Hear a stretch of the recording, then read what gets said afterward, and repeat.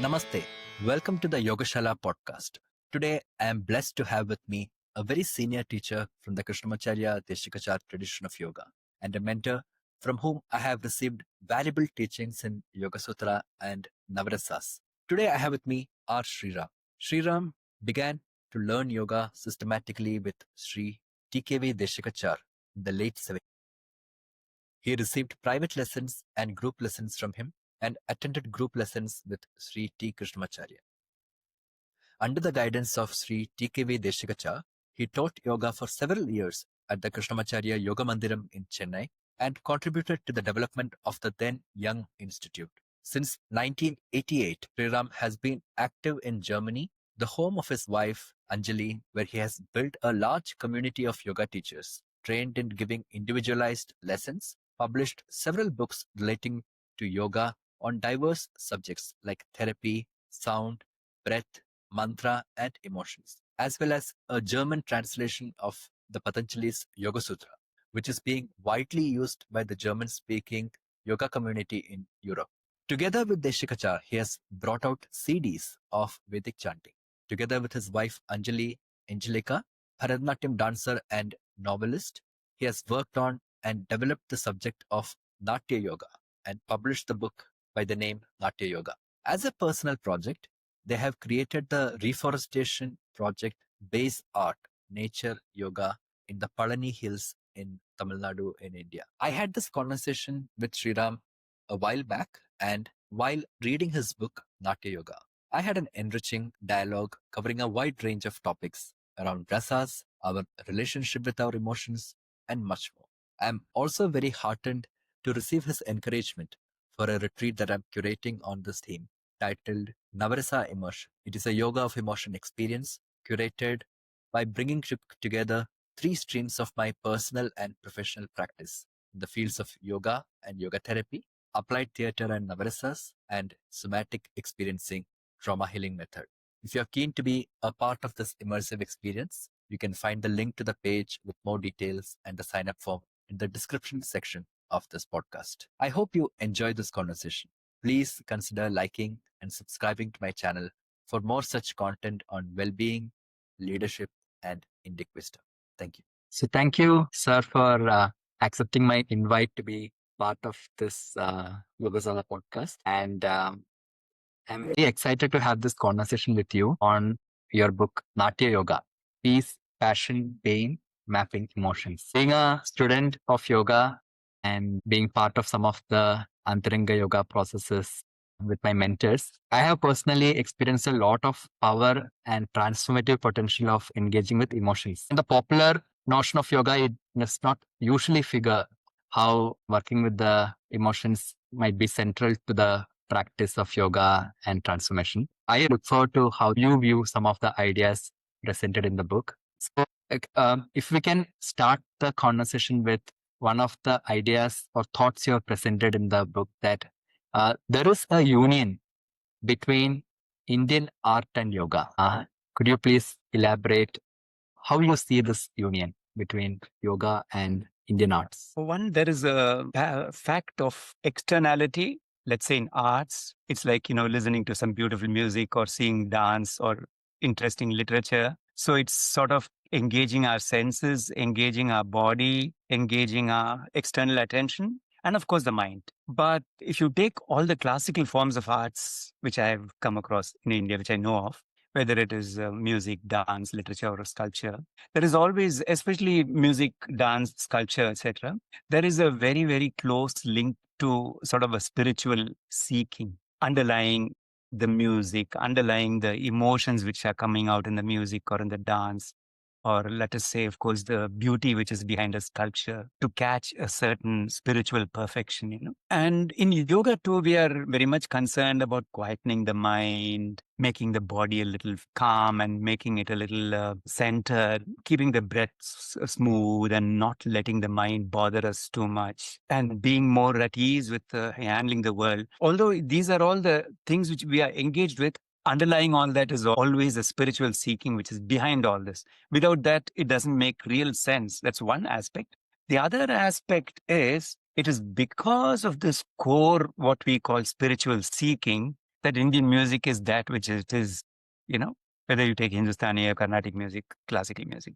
It's because of the core, which is spiritual seeking, these dance forms and sculpture forms, they are what they are. And I must say, especially in our present day yoga popular world, it is the spiritual seeking which gives the asana practice or the other yoga practices their special, their special, that fabric, that special touch or that special color to it, Without it, it would be flat. It could be what you call replaceable. You can replace it with some other, let us say, for instance, asanas can be replaced with some other exercises, etc.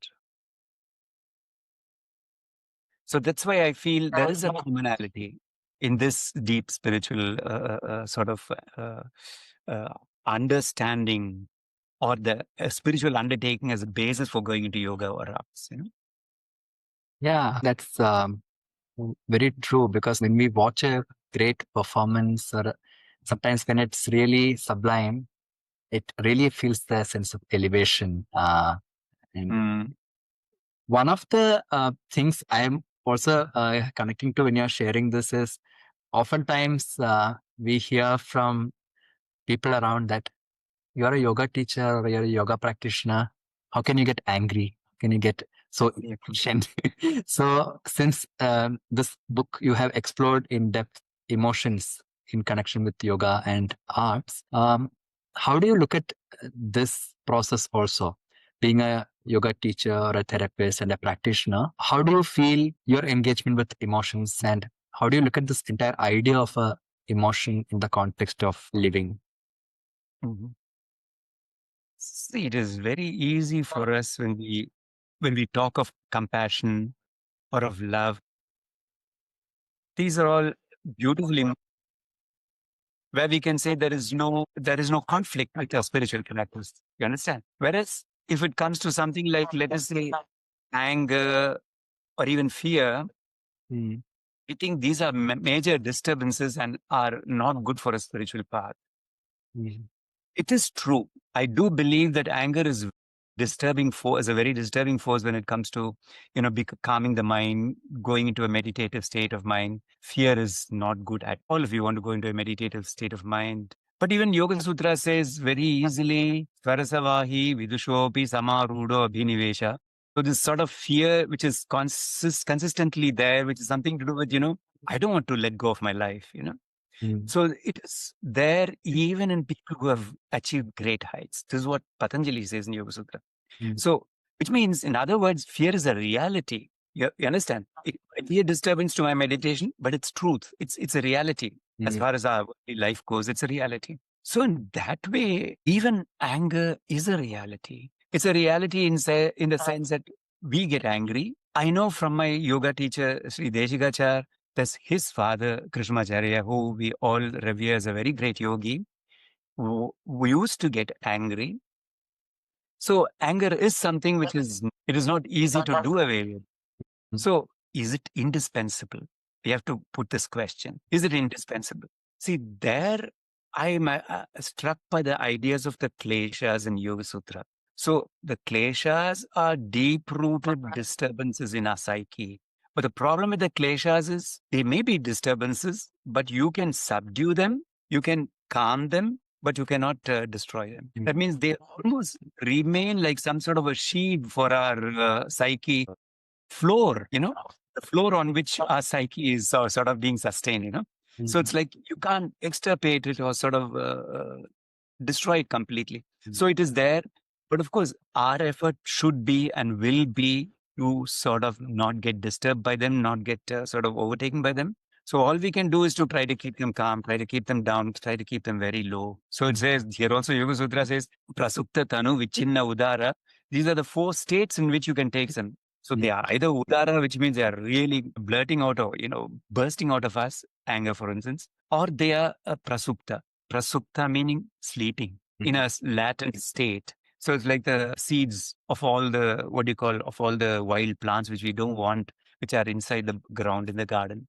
So in that sense, you cannot do away with these kleshas, which means we have to look at anger as something like this, something which is there. You can subdue them. You can try to make sure that it's not going to throw you out of balance.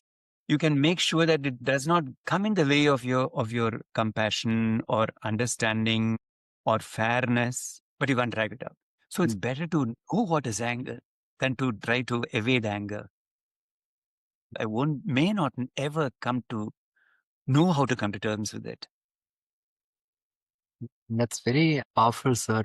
In a way, can I befriend these different emotions that are arising in me? Just knowing them, right? Not that I should to them. But I think what you are sharing is also bringing to me is a very important question for today's time about what is the relationship each of us have with emotions.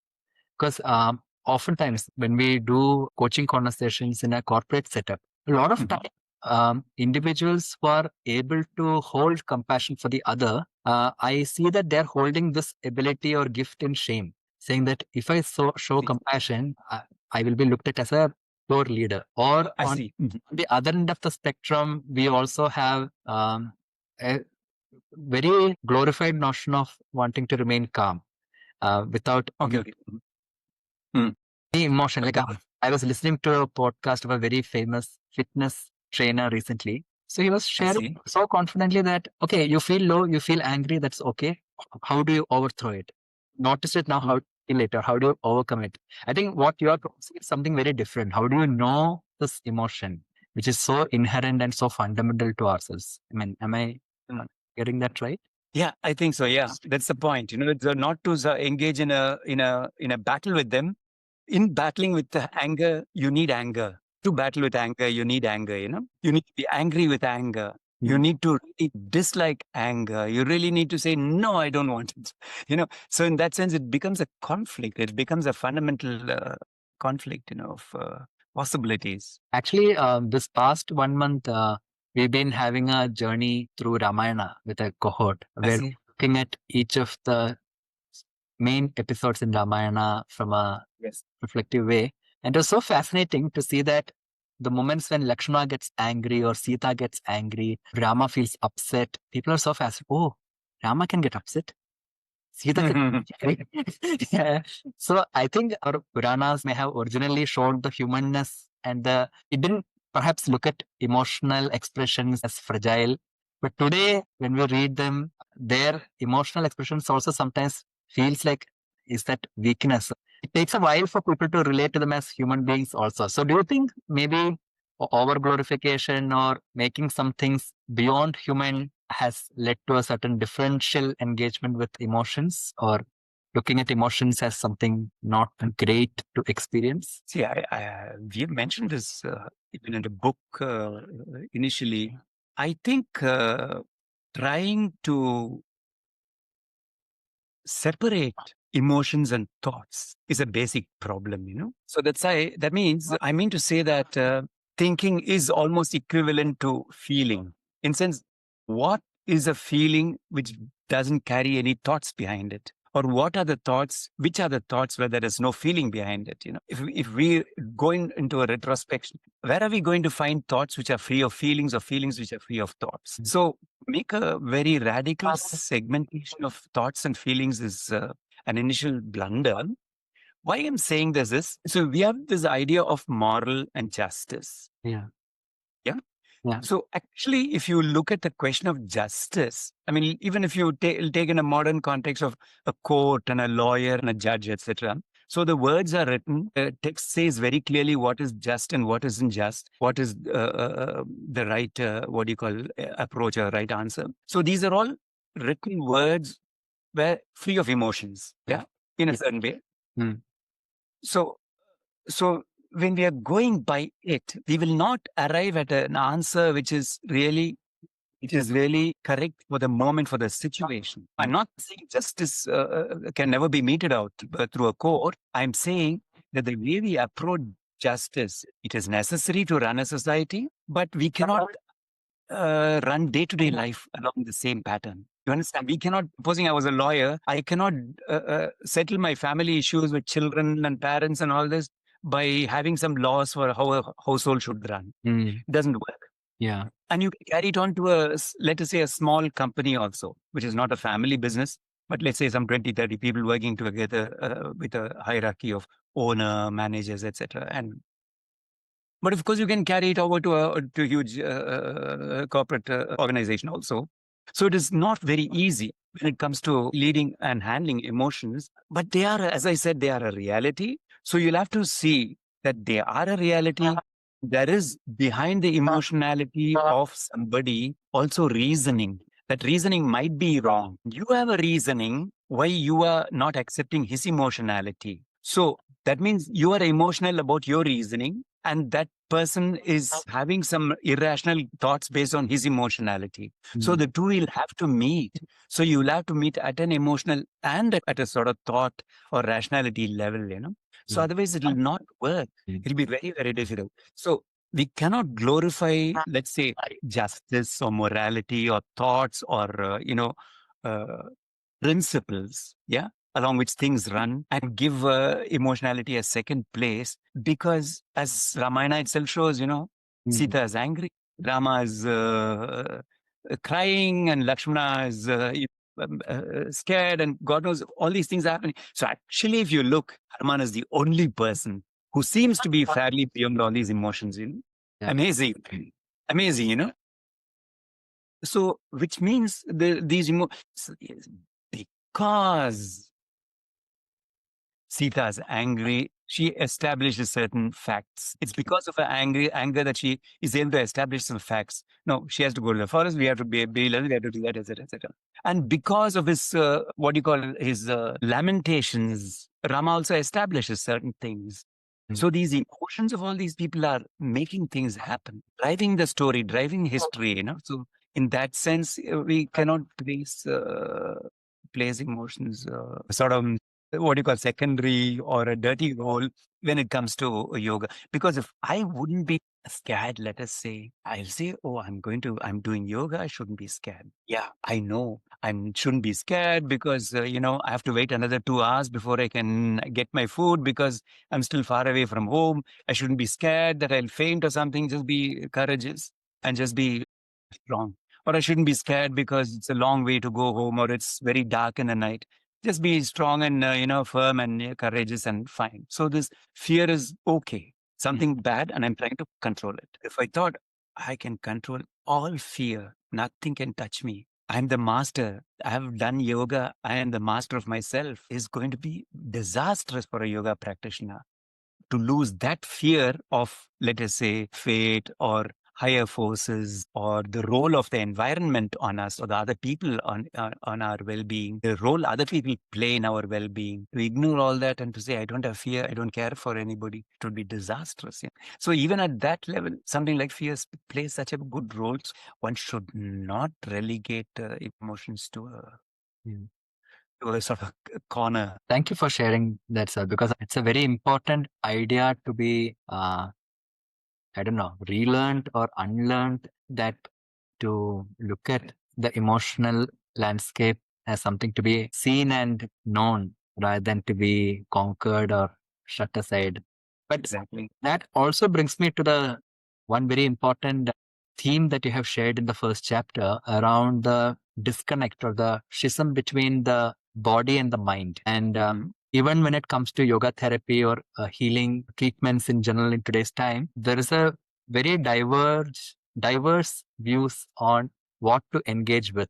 If it's a headache, you only give a pill for the head or the mind behind that. So can you share more about the idea? How does Yogasūtra or Natya Śāstra look at this body and the mind? Do they look at it in an integrated fashion? I think in that context, when it comes to Natya, I think it's better Anjali says something because she knows it better. She can express it better.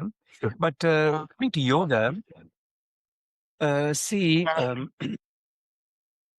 have this word called chitta. Of course, in Sanskrit and in all our vernacular languages, this word comes and, we know what it means roughly, the mind, etc.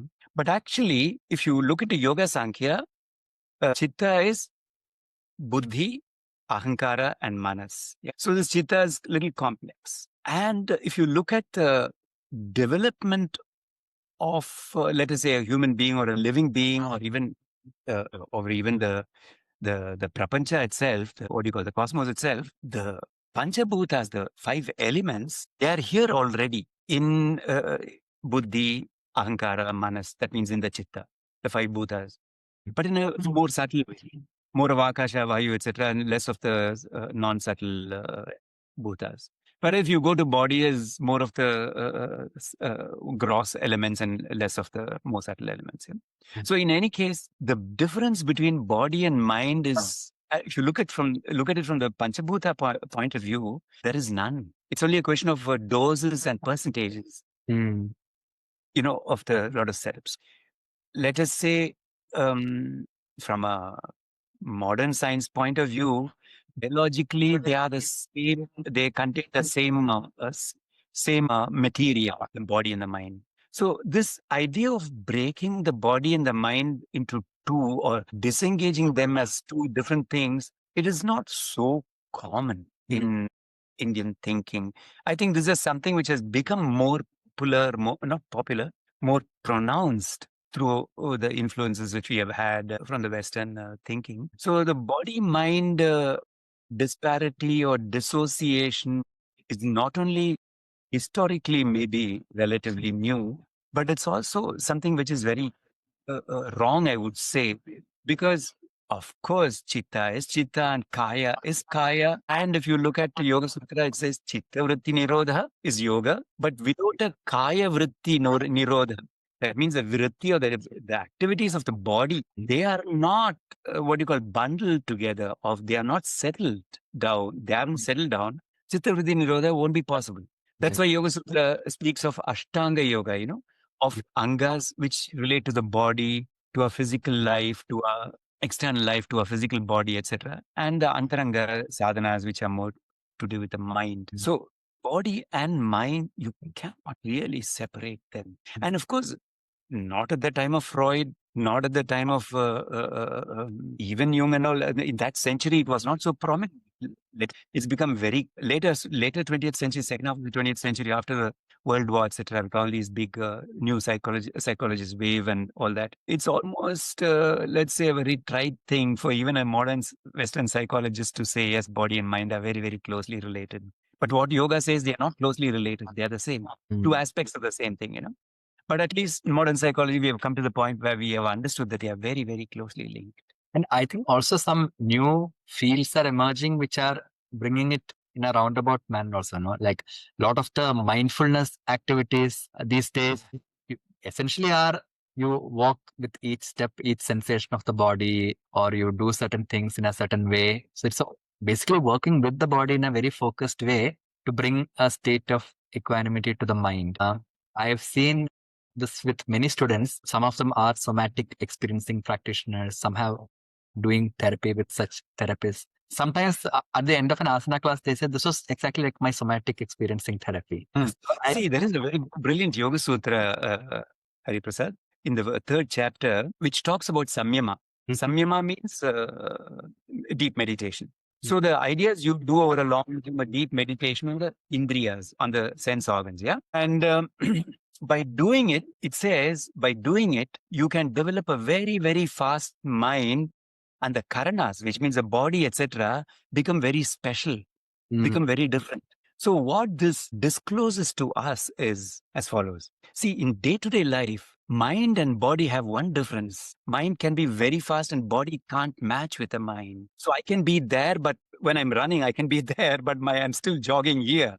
Yeah. You understand? Yeah. So this person who's doing this mindful walking has to say, come on, damn it, let me be here. Let me look at this foot, which is going to be placed on this sort of space on the earth. So mindfulness is about, I think, about bringing a coordination, a sort of concomitance in the speed of body and mind. Doing this deep meditation on indriyas, not only the mind is acquiring great speed, but the senses and the body are becoming so different that they can match with the mind. In day-to-day life, you and I, we can't. Our bodies cannot match the speed of the mind.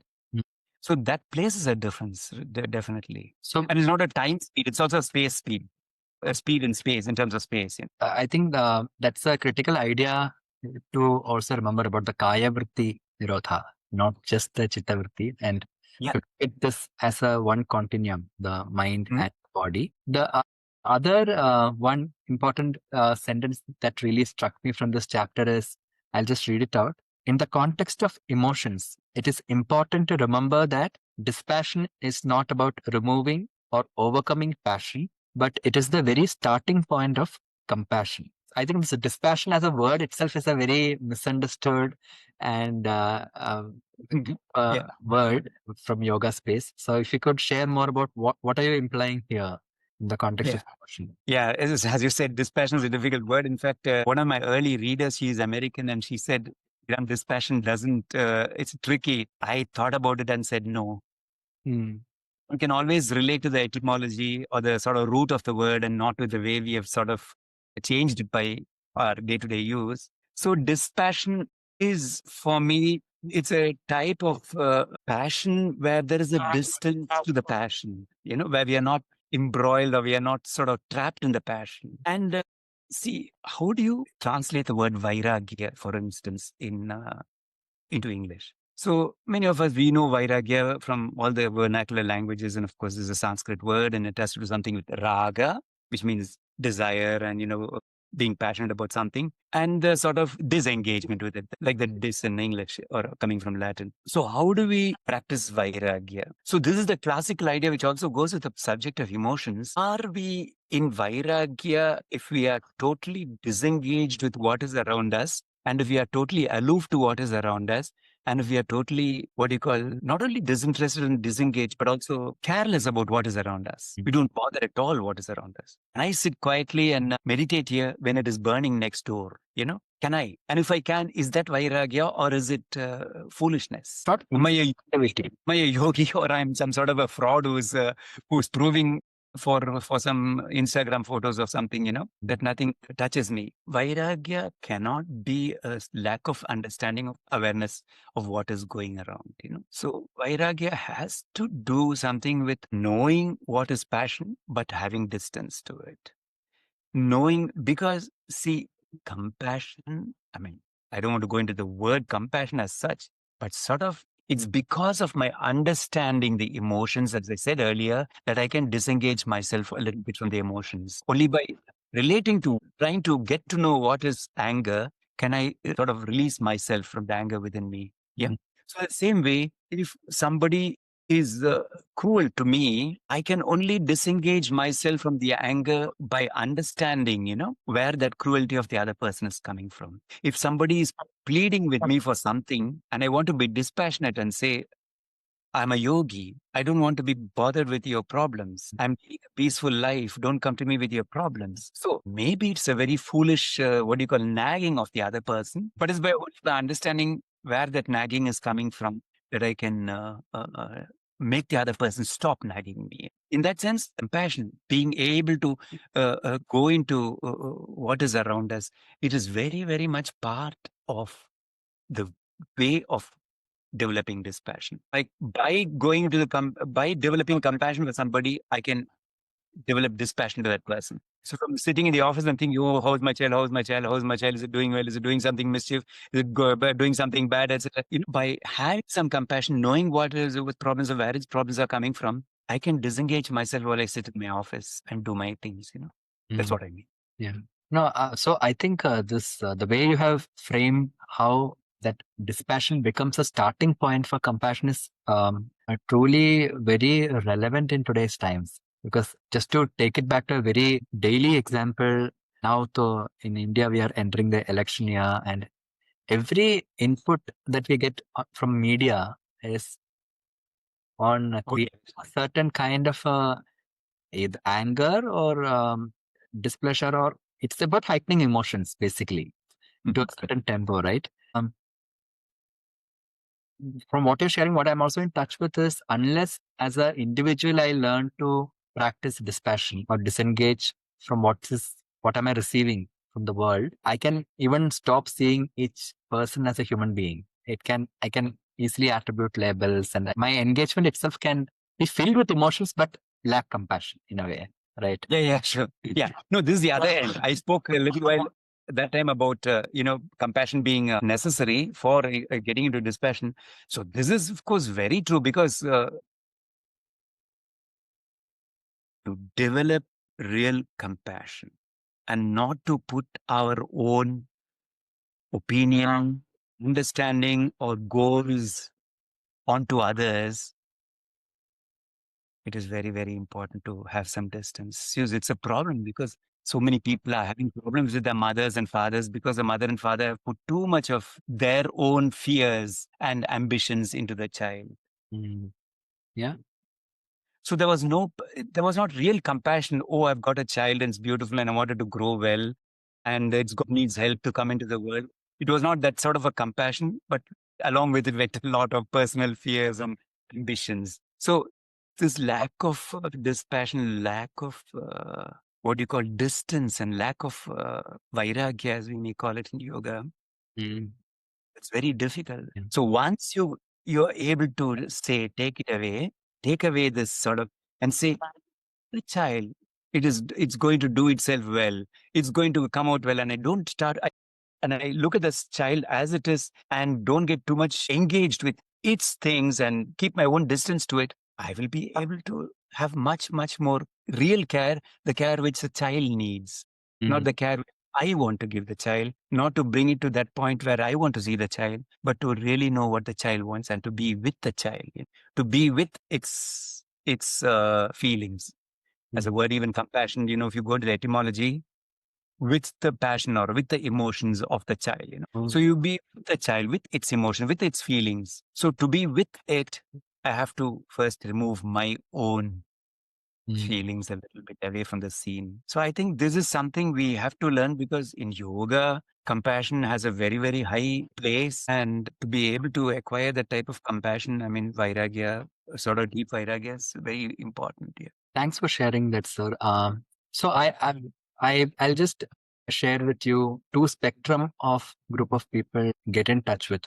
So I meet people who come for coaching or yoga practice where they really have an earnest desire to feel more. Sometimes you get trained in the current educational system or anything to be a very good performer, to excel academically. But sometimes when they come, they say that I'm not able to feel, to connect with people. I'm very good at my job. So is there something to help connect beyond the functional role and task related things? And that's a real challenge for many youngsters these days. On the other hand, I also meet individuals who, after having gone through a certain level of rigor in work and other things, the busyness of life, so to speak, experiencing sudden dip of perhaps depression or a certain meaninglessness. So now a lot of feelings which are very unpleasant, a lot of grief, but they don't know whether I can even Where it comes from. because this has come after a very long period of not feeling particularly anything, life going on an autopilot. It suddenly feels like this can't be overcome also. Is there something that you could perhaps share from your experience as a yoga therapist? How do you really be with that feeling where you're not really numb to the emotions? You're able to experience and feel and express, but you're not sucked into that to an extent where it takes you into a dysfunctional space. Is there anything that you've seen as very central to this process? Well, I have had some cases of what they call burnout syndrome, typically people who are very much engaged in their life, whether it is as a as a housewife or as a person in a professional in the professional world, they can all get into this mode where they suddenly become depressed, although they have no reason, which sort of logically led to that depression. So I have a feeling there is fundamentally, when we are on this autopilot mode, as you call it, there is always what you call in yoga raga, a desire. The day is completed well, that goes well, at the end of the month the salary is there and I can do this, I can do that, I can go here and go. Although it may not be very attractive, or I'm not, even that feeling is on autopilot. It's there. Even that feeling is on autopilot. It's there. It's fundamentally. And there again, see, although initially I spoke about the role of anger, etc., all these emotions are there and fear, etc., but still we have to have a certain what you call foundation on which all these emotions rest. In the world of Natya, Indian arts and performing arts, they call it Shantarasa, which is what in yoga I would call Vairāgya. So you need a basic foundation of Vairāgya. And for me, in that context, Vairāgya just means the word which you like, Leela. Leela. Yeah. Leela, we are in this world, it's a drama, all this is happening, etc., etc. So even if you look at Ramayana, what is it? It's a Leela. Anyway, Narayana is sitting in Vaikuntha and it's, Rama is coming and doing this and going, and Lakshmana and Sita and Hanuman, but in Vaikuntha, he's in his yoga nidra, nothing is happening. So this sort of feeling, that feeling of Vairāgya is very important. And I think the modern world rakes are feeling so much, with this idea of success, etc. We think this is the reality. I must get into IIT. I must do this. I must get there. I must do this. As though this was the whole truth about our life. I must get the best wife or the best husband or whatever, I must have the best children and put them in the best schools. So as though this was the only truth and only reality and the only yardstick by which we can measure our life. Tomorrow, if a truck comes and knocks us down on the road, so we need not think along those lines of something happening, but we have to know the truth is, this is Maya. Satyam Jnanam Anantam Brahma, that's only Brahma. That's only Satyam, only true reality. This is still some sort of a Maya, some sort of a Leela. So I'm not saying using the word Maya in Advaitic sense. I'm using the word Maya in the sense of there is a lot of avidya. There's a lot of avidya in the way we are dealing with the world. And there's a lot, the world as we have created sort of with our history, starting from the beginning of human times, independent of which culture and which country. There's a lot of Maya, a lot of avidya. So it is not good to get too het up in this, So I think all of us, especially the younger generations, when I started studying or, looking for professional roles, etc., it was not so rampant, but today it is very, very rampant. This idea of, I must and, get somewhere and achieve something. So we shouldn't forget the word Leela. Very beautiful. That idea of Leela or play itself, for me, the image that was coming to my mind when you were sharing that was of a nice thali, Indian thali plate. So you have spice, you have some sweet, all the rasas are there, and that makes so delicious. But to look at whatever is happening in life also through that kind of a play, I think that's where perhaps our practice and swat becomes very important. This has been a very fascinating conversation, sir, and I really enjoyed and learned more about some of the things that really struck me from what you've written in the book also. And we will definitely continue this thread of conversation, and perhaps next time have Anjali also share something from the Natya Śāstra perspective around these themes. Thank you so much for joining today for this conversation. Thank you so much also, Hariprasad. All the best for you, yeah? Thank you.